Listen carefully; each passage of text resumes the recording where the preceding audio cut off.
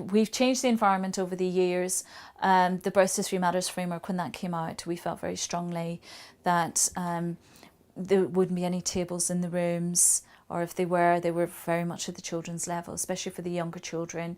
Our yellow and red room have sofas, our 2 to 3 year old room has sofas, and everything is very much about being on the floor, as they would do at home. We have one room on the floor downstairs that changes regularly from a ball pool room to a block playroom. It's a block playroom at the minute, and that can change into a cosy room for a time, you know. So, and we have a separate library.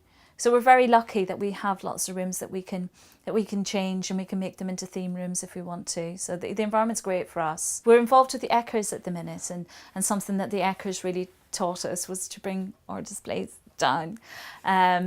But unfortunately, lots of the building had already been put in place, and lots of pegs and all of these things are already at the child's level. So bringing everything down was a bit more difficult, but we've managed as best we can to kind of bring them all down. We make our displays as interactive as possible, and they start off in one way and then they develop, and they could change into anything by the end of it. Sometimes you can look at something and go, that's just fabulous, there's nothing we can do more to develop that. But, you know, having something really good in place like Eckers really makes you go, but is it? Have you got to that final stage of fabulousness? And I don't think you ever do. I think it's a constant evolution.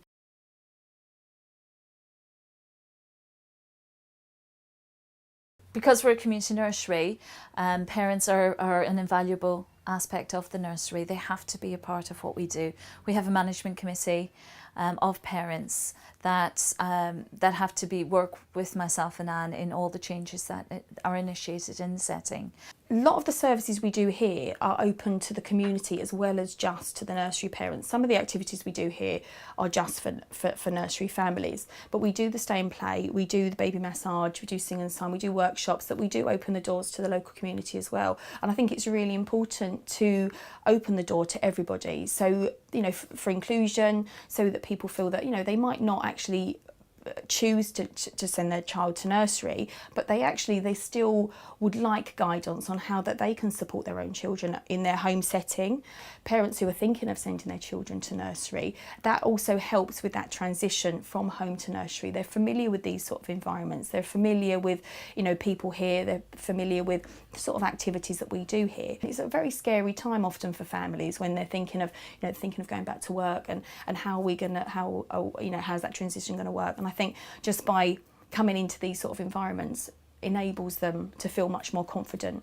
We have lots of initiatives that we use. We have a teddy bear for children that aren't quite settled, that goes home at the weekend and comes back in on a Monday, you know, and then again it's about, you know, what did you do at the weekend, you know, did you have a lovely time? So that all kind of works for the families. You see babies come in and they maybe have done some baby massage with me when they were small, and then they come to stay and play when they're a little bit older, and then they come and do sing and sign, then they maybe join the nursery a little bit later. So you really see those children and those families emerging, and I think you're able to work with those families, get to know them, they build a trust in you. And I think that was another thing with the EYPs. It really made me look at how parents, you know, feel that, you know, the trust is such an important thing, and getting to know everything about them, even remembering their name, is really important. We are a big nursery, but we're still a community nursery, so it's really important that the parents see that we know their child's name, and that all the staff know the children's names, and, you know, and pronounce them properly. You know, they're just the little things that we feel really strongly about, is that, you know, children's names, parents' names should all be pronounced in the right way. You know, we don't encourage pet names unless the parents have allowed us to do that. So everything that the parents want for their child, we take on board, and we take on board as a team. We had a summer fete on Saturday, and a little boy, he's 11, came back in and he knew most of the staff. He was very empowered. He was very confident, but, you know, it was really lovely for him to be able to come in and oh, look, there he is, and oh, hasn't he grown? And, you know, that I think is the heart of a community nursery. That's what being a community nursery is all about for me.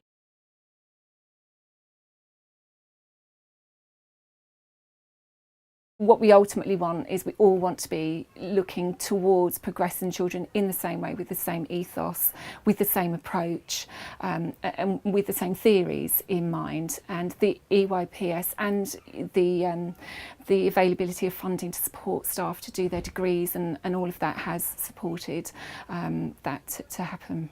It's had a positive impact on the whole setting, on the rest of the staff that they're working with, and everyone who uses the setting as well. So it's had a positive impact on the professionalism of the whole setting and actually nurseries in general as an industry. I think it helps, with the professional status that is involved. I think parents feel more confident.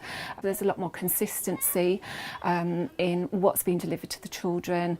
There's a lot of support at various levels, because it's not just about the EYPs providing that, it's about providing sustainability for the organisation to continually provide that. So I think in general it's had a positive impact on the outcomes for the children, the support for the parents, and the confidence building across the board, and also other staff who have then wanted to further their own development and increase their knowledge within the profession, and that can be done at various stages up until the EYPs.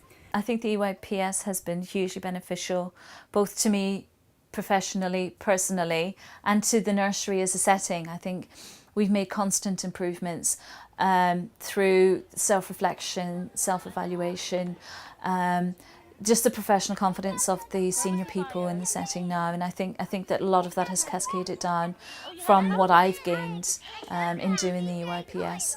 We're not just looking after your baby anymore, we're actually caring educators, and I think that the EYPs has formalised that to a certain degree, and I think it's really important that we have that professional status within this industry to allow that to stay as professional as it is becoming.